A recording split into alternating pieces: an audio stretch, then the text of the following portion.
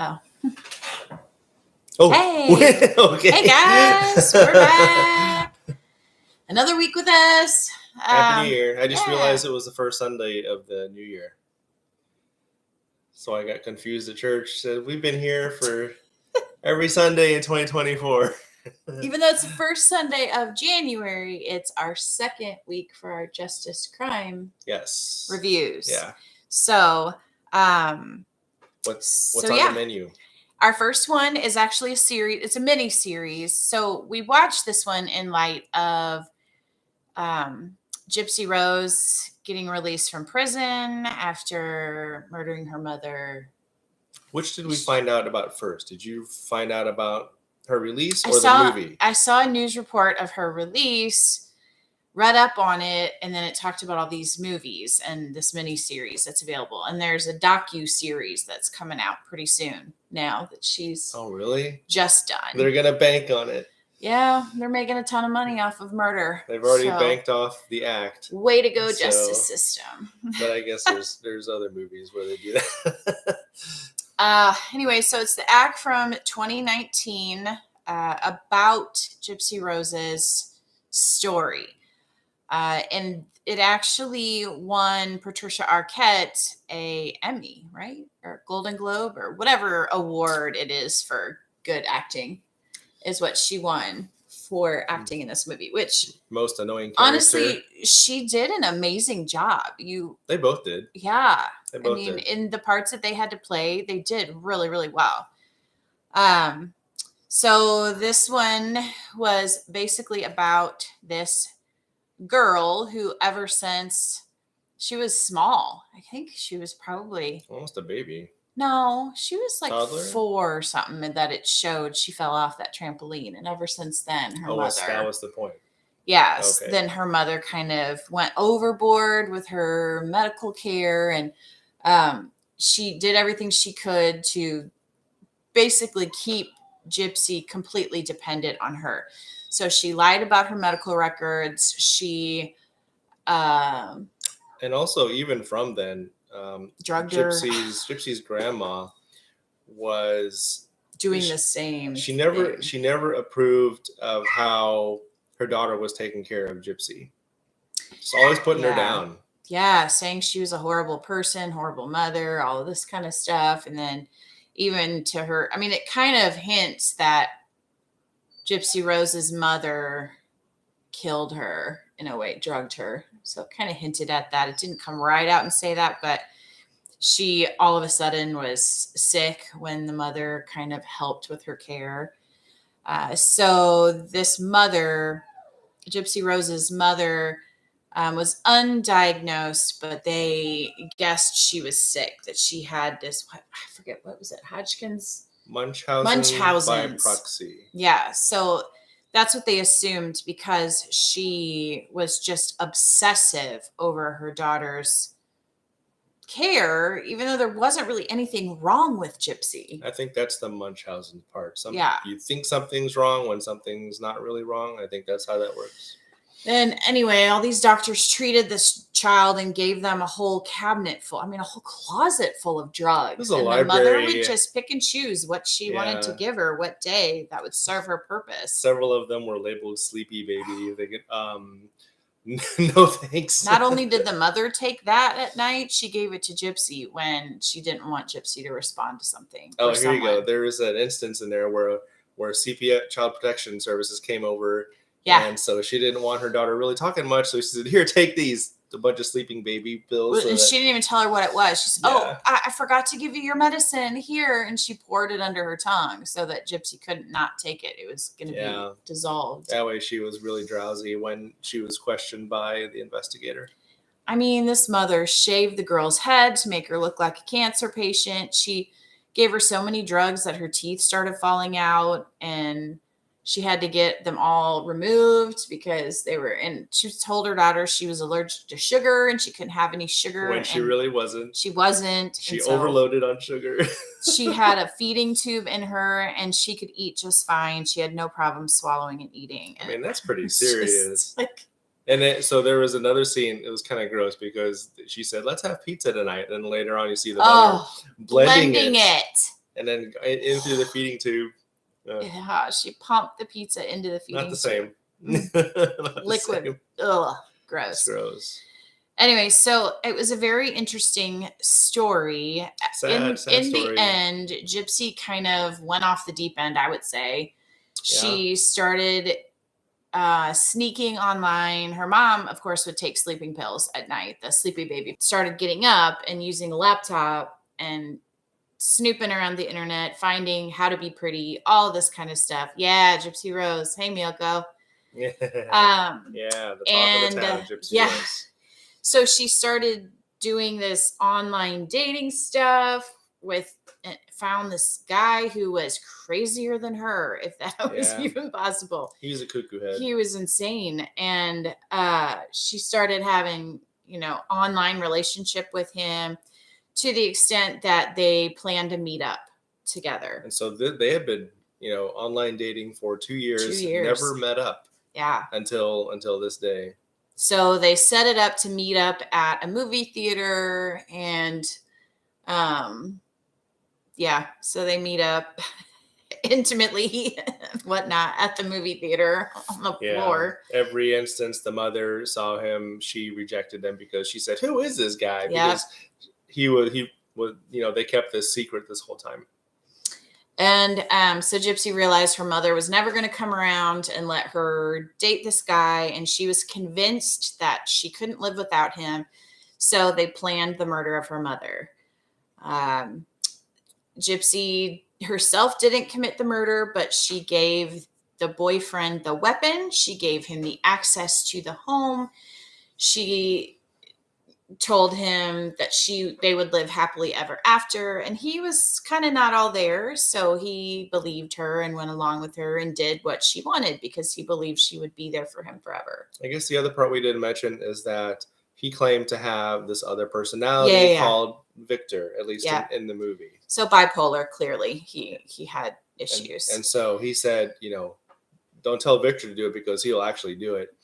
And so she did. She called out Victor. She said, "I need Victor to kill my mother." And she came right out and said that. And so she gave him access. She set it all up. She knew her mother would be knocked out, and they committed the murder. Of course, they got caught because they were stupid and didn't know, weren't really criminals, professional criminals, so to say. They were just stupid. After the murder was committed, she fled with him to his parents' house, and that's where they stayed. A few days later, the cops came because they posted on Facebook that they murdered the mother. Yeah, they were from the mother's account. The mother and they the daughter, traced it to the boy's house. Yeah, they shared a Facebook account, so they had access. And yes, I forgot. I've been off of Facebook for so long. I forgot that your post says where you posted has a location, from. So they can click and trace your exact location of where you posted. and so they were found. They were hiding in the closet when the SWAT team came inside.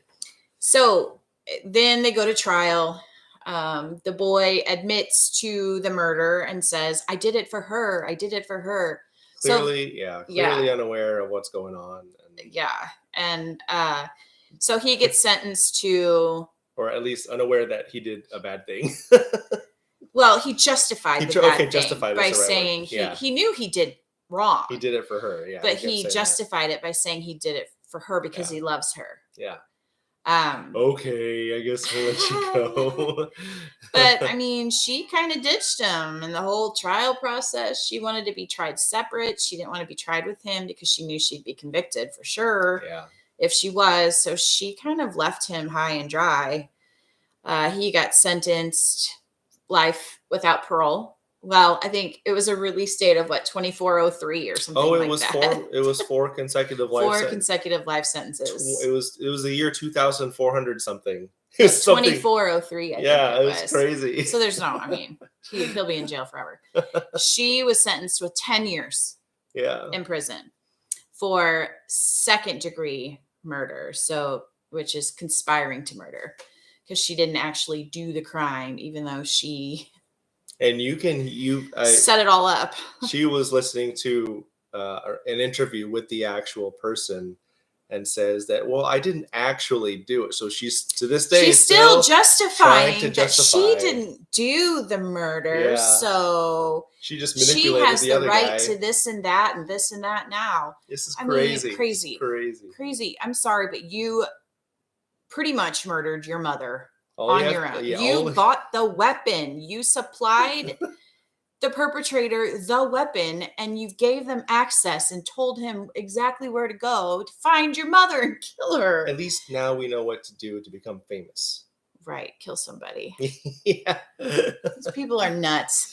Yeah. The crazy thing is that this took place in Missouri. They mentioned Springfield. I don't know if that's the fictional town or the actual town it took place. But yeah. She just got released. Get this. She got married while in prison.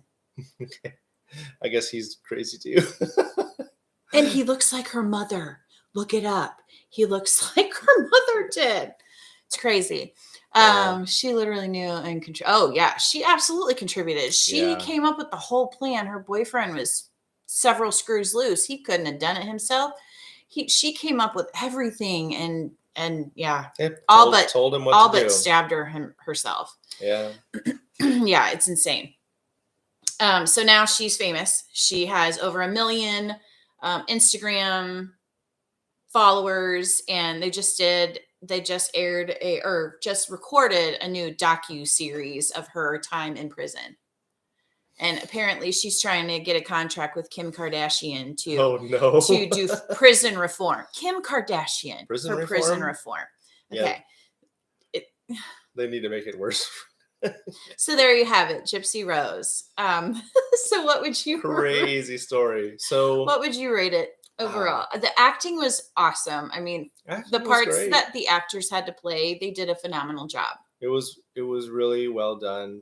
Really disturbing and sad story. Yes. It's sad that this stuff happens. But the movie was good. Mm-hmm. I wish they would have I don't know if they could have, but I wish they would have condensed it into maybe 3 episodes because they drug it on. We had a lot of movies on our list I really wanted to get to, and it was it was 8-hour long. Yeah, and it's not that I wanted to, not that it was bad. I just wanted to move on. So yeah, I would probably give it a 7. It was. Yeah, I would agree. I was thinking a 7 as well. Shorten it. The miniseries was well done by the actors. It really was. They were convincing. Okay. The next one we watched was The Good Nurse from 2022. Yeah. This gets better. Okay, you can go ahead and explain this one. So apparently, I don't know if she did this on purpose, but apparently this was based on truth also, about this nurse who you later find out went at least through 9 different hospitals. And I think at the end of it, it said 14 different hospitals. Yeah, by the time they caught him. And so he was killing patients in the ICU. And how he did it was by contaminating saline bags that were still in storage, injecting them with some 2 drugs. One was insulin, and the other was I forget what the drug was. Yeah, they did. But it was a second drug, and it was clear. A mix. It was clear. So they were undetectable because they were clear. They mixed into the saline, and you couldn't. And so other nurses would hang this up unknowingly. And then the death was delayed from the time that he contaminated the bags. So he was not on shift. Yeah. So it couldn't be necessarily traced back to him that he was the one. And the hospital suspected him, and they just each hospital just let him go. They just find a reason to fire him. They never investigated him. They didn't want that liability, but apparently they had a hunch.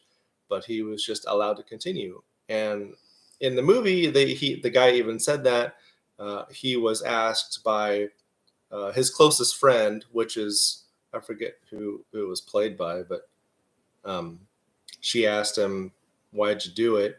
And then I think he said, "Well, they didn't stop me." Right? That was his answer. They didn't stop me. And at the end of the movie, during the they have text overlaid with the movie. Summarizing, where is he now? And they said they still don't know the reason, or they never found out the reason why he did this. Nobody would stop him. He was just crazy town. And it was like 600 and something people. They estimated 400. They estimated 400. Well, that they got him to admit to, or No, that they 29 that they oh, got them to admit 29. to. Okay, yeah, Possibly 400. I mean, and that's something. It's just like yeah. ridiculous. In each and every one of the hospitals, and it said at the end that the last hospital, the one where they actually caught him, just never fessed up to it, never got sued, never nothing. The hospitals never were held liable for hiring him without really a background check or anything because they were understaffed. They would just hire him. And he just continued to kill person after person. Yeah, those And people that had illnesses that were treatable and they Yep. would have lived. He made sure they didn't. So it and was really sad.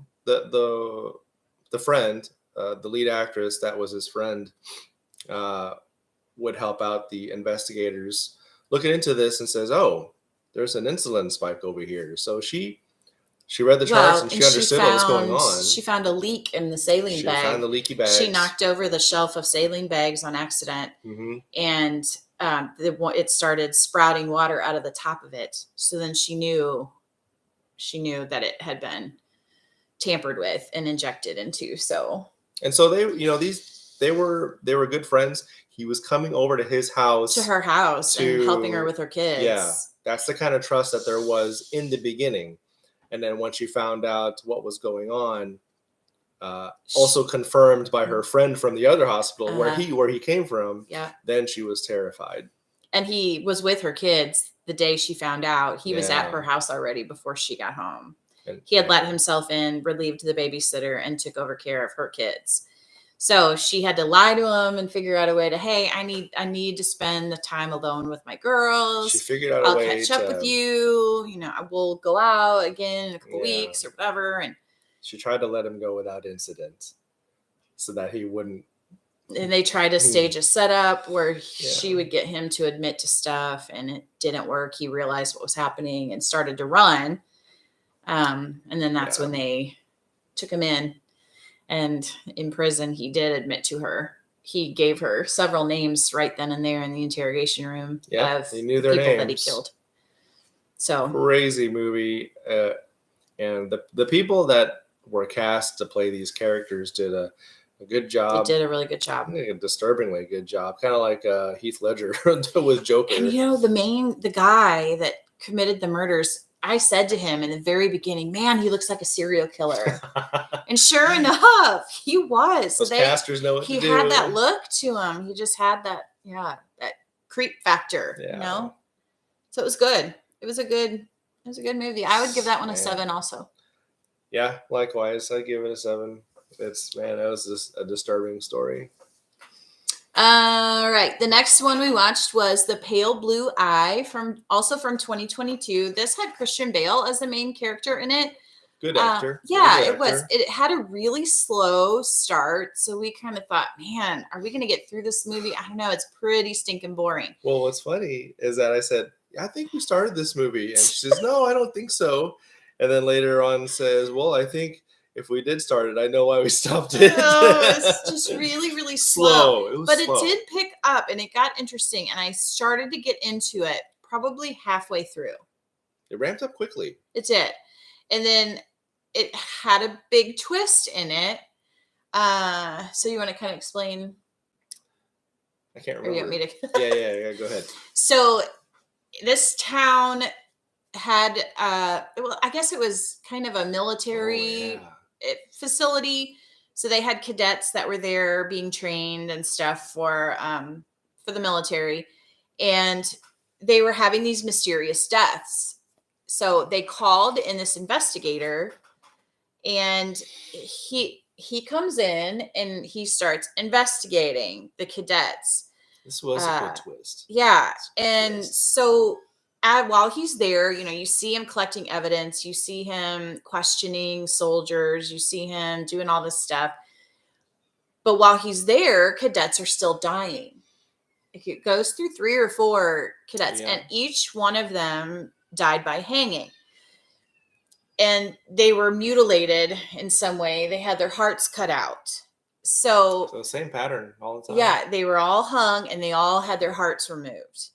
So then, it keeps kind of playing out the story, and he keeps investigating. And it had Edgar Allan Poe. So if you know anything about Edgar Allan Poe, he He's one of has the cadets, creep right? factor in his books, right? His books are totally creepy, dark, just very, very dark in his books.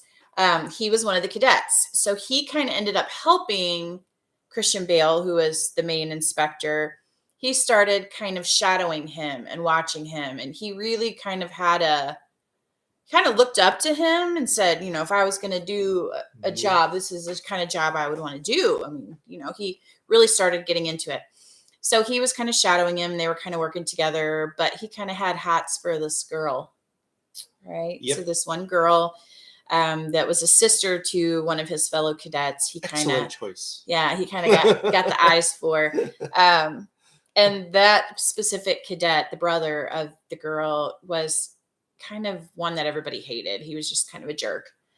And Poe threatened him and, kind of threatened one of them that got hung. And so the town was at first thinking, okay, well, maybe it's Poe. He's the one that's killing. So the inspector kind of went to him and said, don't make threats, but knew it wasn't him. Somehow knew it wasn't him, and told him, don't make threats because the town is getting suspicious that you are the one doing the murders.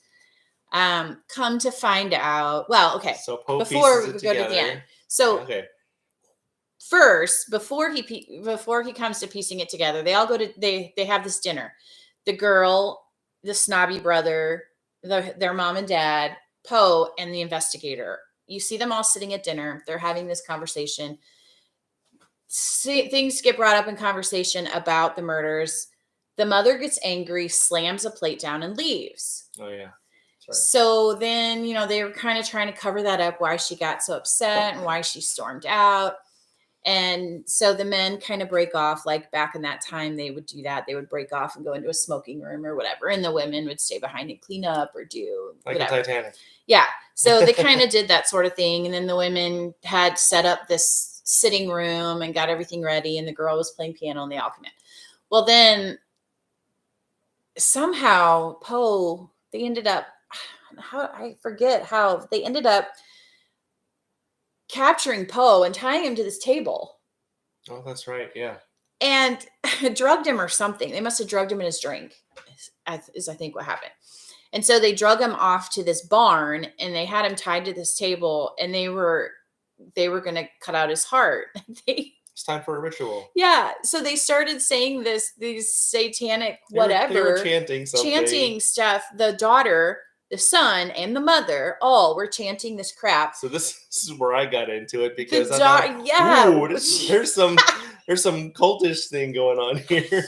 The girl has some blood in this cup. Where the blood came from, I don't know. They hadn't cut Poe yet, but they had blood in this cup. So she dips her finger, wipes it down her forehead, down her nose. Yeah, that's right. So she has a streak of blood down her face, and she's saying all this stuff. Yeah. Over Poe, and the brother is about to cut his heart out.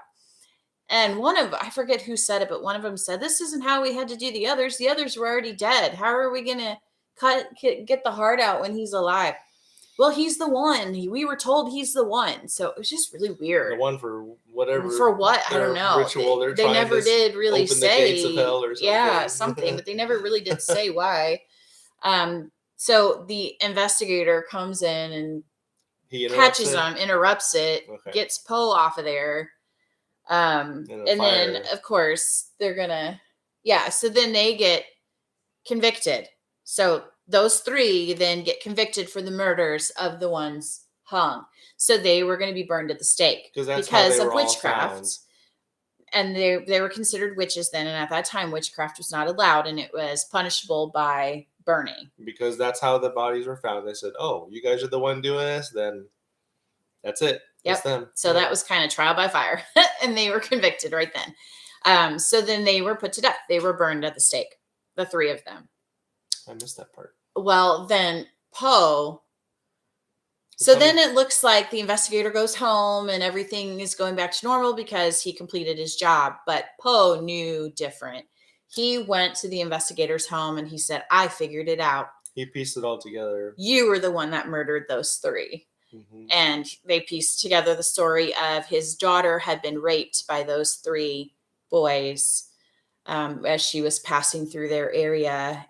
So he was going after them. Christian Bale is the one that took for them all vengeance. out. So he hung them all.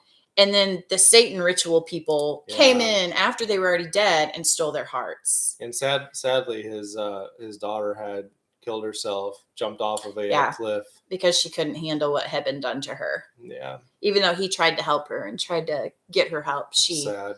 She ended up killing herself. So at the end, he had kept a sash that was hers.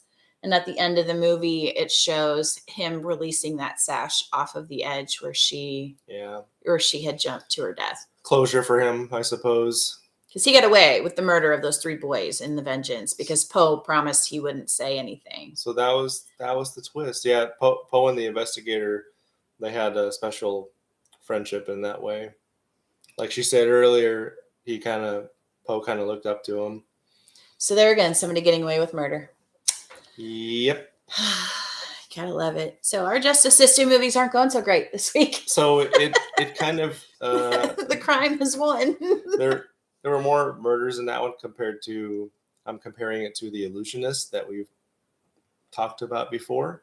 Yeah. Where in the end the investigator puts it together. And it takes place in an older century just like this one does. So the setting is appropriate for it, and the acting is really good. It is. But the storyline is just kind of slow, and then you learn some things, and then it really piques your interest. Yeah. So I mean, just be ready for a real slow start. Yeah. So I don't know. That would probably drop my rating a little bit because it was so.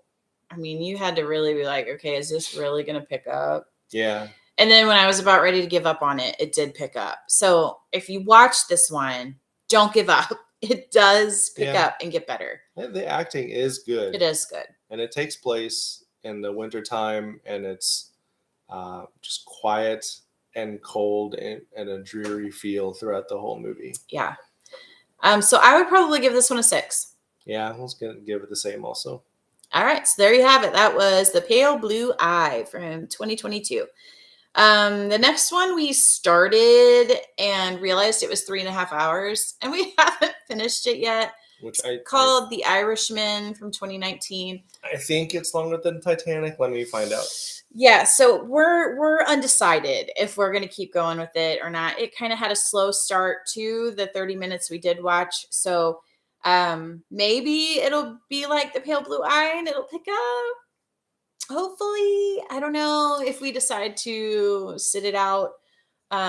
Looks like the Italian mob just kind of taking care of business when so far people aren't obedient is kind of what I'm seeing. I mean, it's got De Niro, it's got Joe Pesci, it's got big names, lots of big names. Ray Romano. Yeah. I don't know who else it's got. Romano's looking old in it. He's looking aged. So we'll let you know if we continue that one. You might hear us review that one fully next time.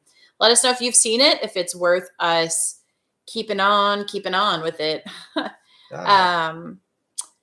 The last 2 we watched were kid movies. So, of course, we try to throw in a little bit of everything for all of our audiences. So, Benji from 2018. So, this was a Benji remake. Oh, Titanic was 3 hours and 14 minutes. Okay, so it's 15 minutes longer than Titanic.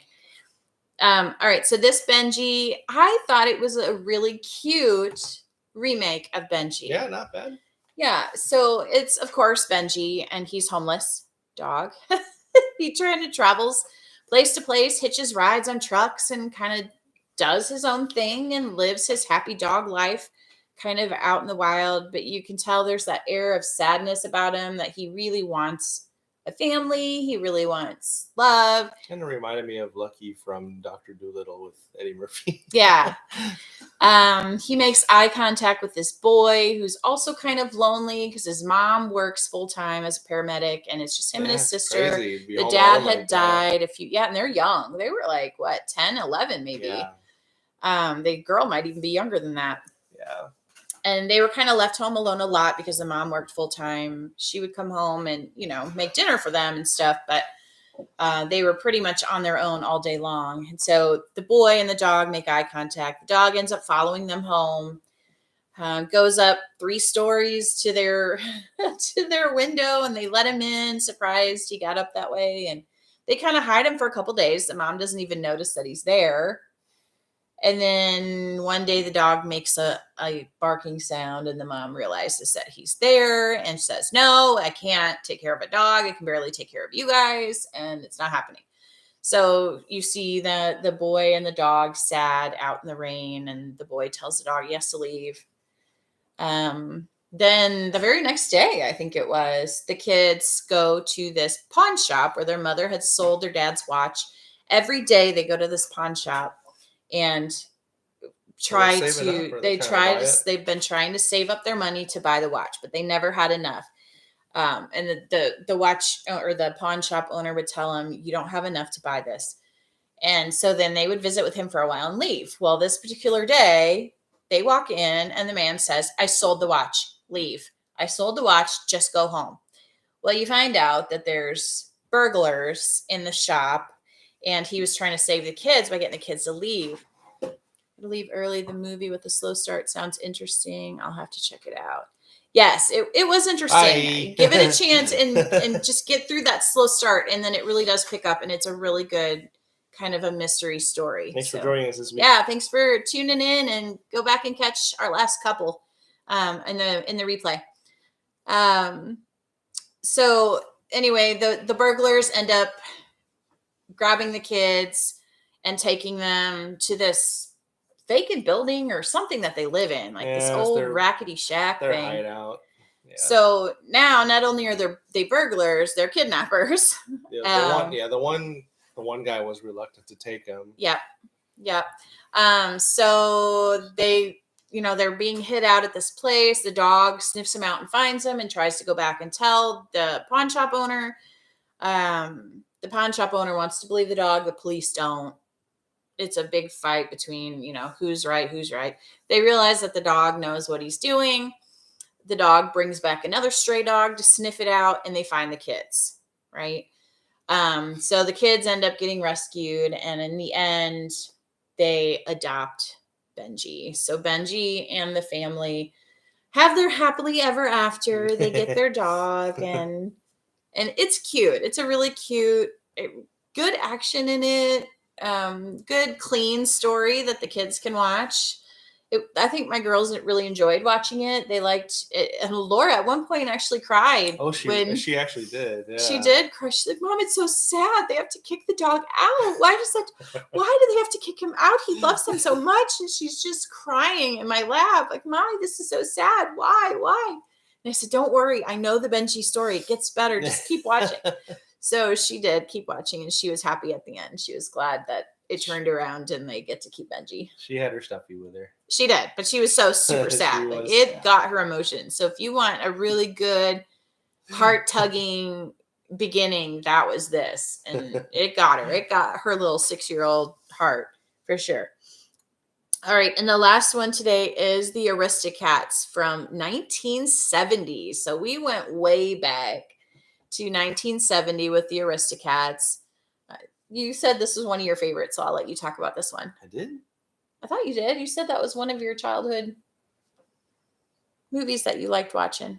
I must have been talking about another movie. Oh. I don't. Yeah, you can go. I've kind of been doing a lot of talking. I just said I remember this one from my childhood, but okay. I don't think I ever watched it all the way through even then. So it's about a bunch of rich cats, right? They're Aristocats. So the mom, and she has 3 baby cats, and there's no mention really of the dad in the story of who the dad cat is, but the mom is, money. She's got bling bling collars, and all her babies have bling bling collars. Well, she meets this alley cat who looks like one of her kittens. And my oldest was convinced that he was the dad to the kittens, and he had to go back and research and find out, no, he in fact wasn't the dad, even though he looked just like one of the kittens.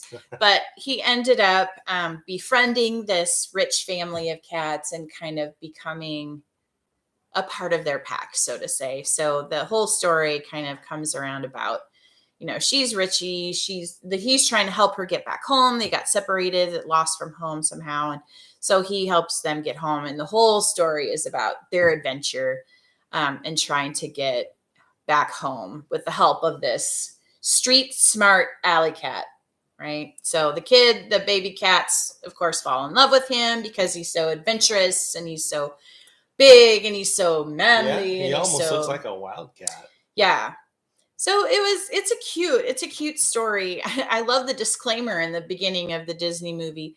This movie might be racially blah blah and might not be socially acceptable today. And we're thinking really there was strange. nothing in this movie where they would need to put this disclaimer. Maybe because it was made before a certain date. Now they feel like something in the movie is going to offend somebody. People need to stop apologizing. Right. I mean, just take the movie for when it was written and what was appropriate. What was appropriate for that time period. You cannot base a movie's actions on now. Yeah. That would be stupid. It wasn't written now. It wasn't written for the time of now. And they've done that for other movies like it's ridiculous. Peter Pan, Disney, stop. Snow White. Now the animation is really nice. It kind of reminds me of Oliver and Company. That one is definitely one of my favorites. Maybe that's what you said. And it's got a Jungle Book kind of look to it, and American Tail even with these older. I love the older Disney movies. It's nice because love watching them. You can see the artistic quality of the animators much more than you can now. I think now you can tell it's all just who has the best computers. It's all very pristine. Yeah, too pristine almost, where it's not realistic, not as realistic as. You might be able to make the comparison with a film camera and a digital camera. With a digital camera, you can see every wrinkle, everything's crystal clear, but film has a special aesthetic to it that you can't reproduce digitally. So that's a really nice quality about this one. Yeah. So it's a cute one. I have always loved the Aristocats. It's always been one of my favorites. I have to give it an 8. So what do you give it? Maybe 7. Okay. Oliver and Company would be at an 8 or 9. Yeah. Okay. So that's the Aristocats. It's definitely cute. It's on Disney. So if you have Disney Plus, you can watch it anytime. So check that one out if you want a nice, clean, good, well done cat cartoon. Yeah. All right. So, all right. There you have it for our week number 2 of our Justice and Crime. So we should have some regular feature-length films. So we'll be able to probably cram in more. We won't have an 8-part miniseries that took up most of our time. So we should have a lot more movies for you next time. Yeah. All right. So what are we going to talk about on Tuesday? Or do we need to find one? We talked about too much. We talked about everything that we watched this week. So we gotta we'll have to watch something tonight. So Tuesday will be a surprise. It will, because we don't know. We don't know what it's going to be. So that will be a surprise for you and for right now for us. Maybe we'll watch it tonight.